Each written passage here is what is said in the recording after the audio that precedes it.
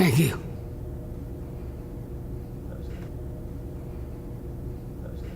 We couldn't exercise our right. To vote without you. How many of these voters have disabilities? Would you be surprised to know that 6 out of 8 of us have a disability? In fact, there are over 800,000 Kentuckians with disabilities. Sometimes you can tell if someone has a disability while other times you can't. You probably encounter many people in your daily life with disabilities, but may not know it. So how do you know if a voter needs assistance or to use an accessible machine? Here are some suggestions. Treat everyone the same way. Have good eye contact. Look at the person when talking to him or her. Offer every voter all options, the accessible machine, paper ballot, etc.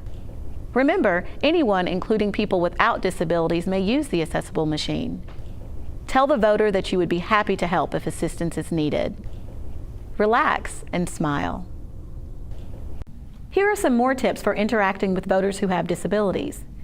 Always ask the voter if he or she needs assistance before providing it. Sometimes well-meaning actions actually make things harder for a person with a disability. Use person-first language. For example, I am a woman with multiple physical disabilities, but I'm also a professional, a mother, and a friend. So I am much more than my diagnosis. Always speak directly to the voter, even if the person brings an assistant with him or her. There are many types of disabilities, too many actually to mention in this video.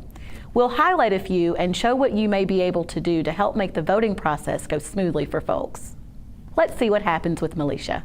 Hello. Good morning. How are you? Good morning. Do you have an identification? Okay, can I have the whiteboard?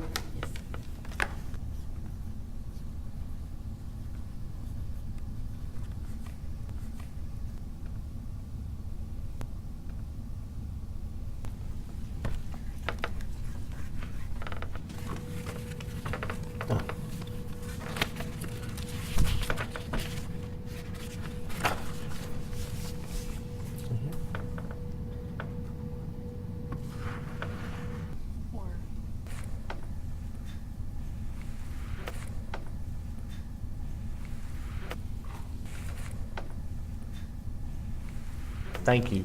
Can we get a paper ballot, please? Sometimes not being able to speak the same language as the voter can make you nervous. Here are some tips that may help you. Write down questions or instructions. You can use a whiteboard or pen and paper. Keep your questions and instructions simple. Remember that American Sign Language isn't English.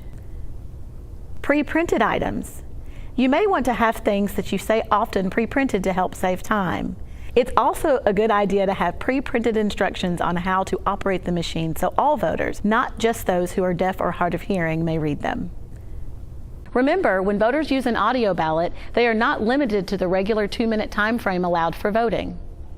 Another type of disability is intellectual disability.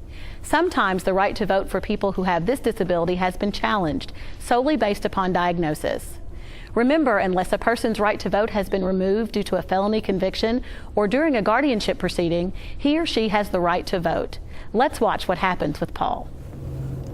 I hate that vote. Gosh, I'm so sorry. I didn't quite understand what you said. I hear that vote.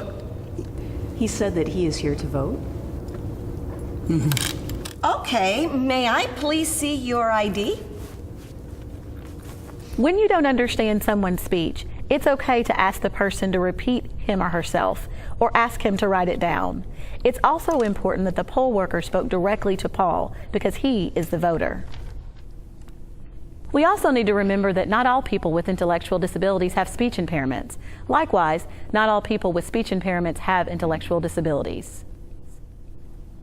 The Americans with Disabilities Act and the Help America Vote Act indicate that polling places must be accessible. What exactly does that mean? There must be an accessible route to the polling place entrance.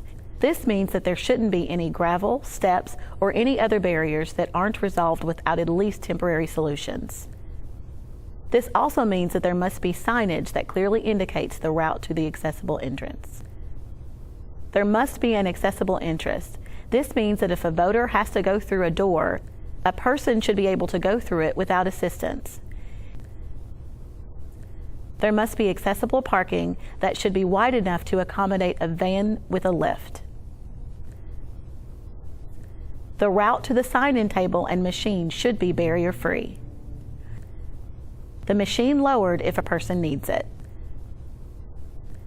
Oh yeah, the accessible machine should be set up before the polls open, and the precinct officer should be educated on how to use it and when to offer assistance.